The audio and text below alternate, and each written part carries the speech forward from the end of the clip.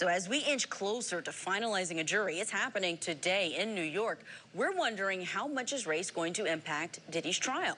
And to talk about this, let's bring back in law enforcement expert Sonny Slaughter. And joining us now, jury consultant and human behavior expert Susan Constantine with us as well. Susan, let me start with you. Do you believe that race is going to play a factor when they are picking a jury? That's going on now. How much do attorneys consider race when they are looking at a case similar to this one?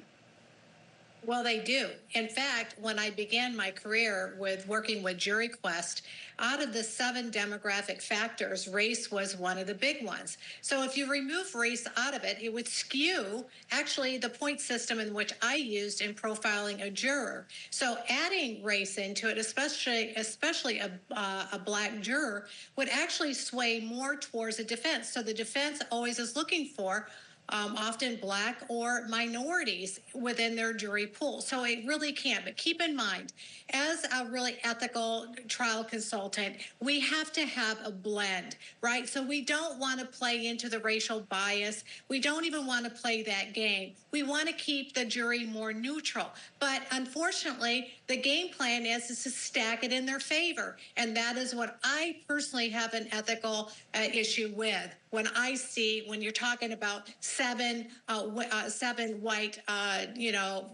prosecution pack. Mm-hmm. And Sonny, let's talk about that because, well, we'll talk about the prosecutors in a moment. I want to talk about the issue that the defense put in their motion to dismiss. Mark Garrigo saying, hey, I don't believe that it's going to be front and center in the trial. It may be an undercurrent. He is not on the defense team. He's connected to his daughter, who is on the defense team. But do you think it should be an overarching theme? Should we get opening statements in front of a jury and have them say he is being unfairly treated because of his race? Julia, I think we should get the statement in front of there, but is he truly being unfairly treated? When you think about the extensiveness of the actual crimes and who the victims are, is he being unfairly treated, or does this case meet the measure of the law? This case was investigated by Homeland Security Investigations. Homeland Security Investigations are the top law enforcement investigators specifically on human trafficking cases. They have investigated this case. I know they have done it over an extensive period of time and the information that they have. So if the defense thinks that they have some game with what the law enforcement has done in this case, I say game on, bring it to the forefront, let's have it out. The prosecution team is the prosecution team. They are highly skilled. This is not their first rodeo on this, and let's make it do what it do and stop getting sidetracked by race, because this is an issue of SA and what happened to the victims. And Susan, I know you can speak to the fact that if attorneys are caught trying to get rid of all but one race on their jury, they could face a challenge. Let me, though, show you one of the demographics that we know of a potential juror who is in that pool, who may be on the panel. They don't tell us the race of these jurors, but from the conversation they had with the court, here's some details on one. He's a male in his 30s, in a historically black fraternity, listens to rap and R&B music. That's something all of these jurors were asked about, their music preference. And he said he did retweet a meme about Diddy since the allegations happened. Let's start with that one, Susan, and just tell me if he's someone, if you're the defense, that you do want on your jury, even though he did retweet there something about the Diddy allegations. So I'm not thinking there are any memes out there that are actually pro-Diddy that I've seen. Well, on the surface of it, yes, for the defense, but that's not everything. Just demographics are not the number one element that we look for. We're looking about behavior.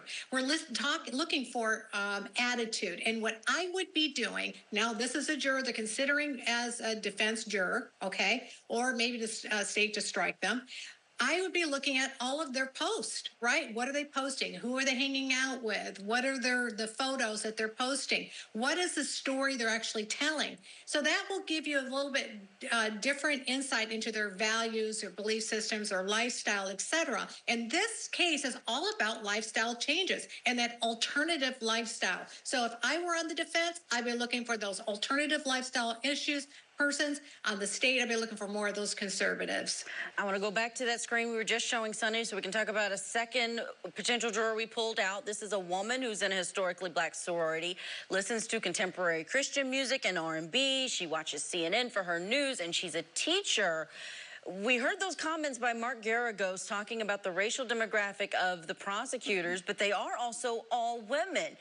Do you think that the prosecution should be considering that when they are picking their jury in terms of a woman being on the jury and listening to the details that we're going to hear from these victims who are going to be on the stand, alleged victims? I think they should absolutely be thinking about women of color.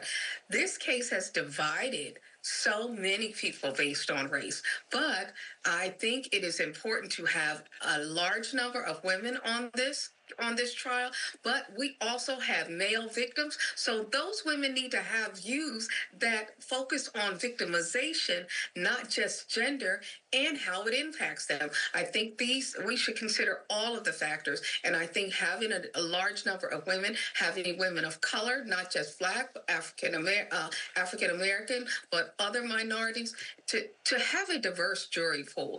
We want a jury of our pool of our peers, but what type of jury does Sean Diddy Combs have? Do we want people that will let him go just because they look a particular way or because they listen to his music? I've listened to Sean Diddy Combs' music.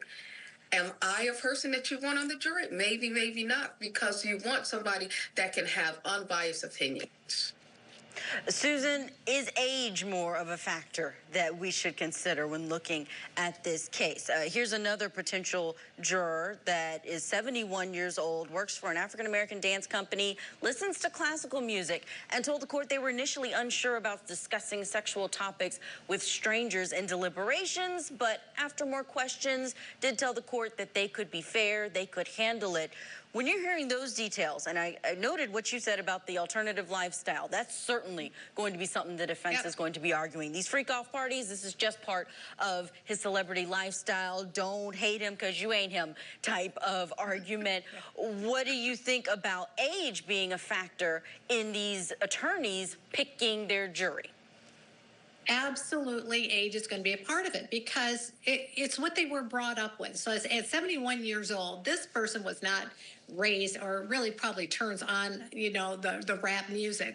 Probably can't relate to it. So in essence, when we think about it, if you're looking for a fair and impartial jury, that person may say, hey, I can set aside my own upbringing, look at the facts and the evidence of the case, and make a decision. But however, that 71-year-old is not going to be able to be unbiased when it comes to these lifestyle choices. It might be appalled by it. So I'd be looking for those jurors that might or show any sort of disgust or disdain regarding that lifestyle. So the older ones are probably not the best for Diddy. I'd stay with those younger and middle-aged individuals, male or female.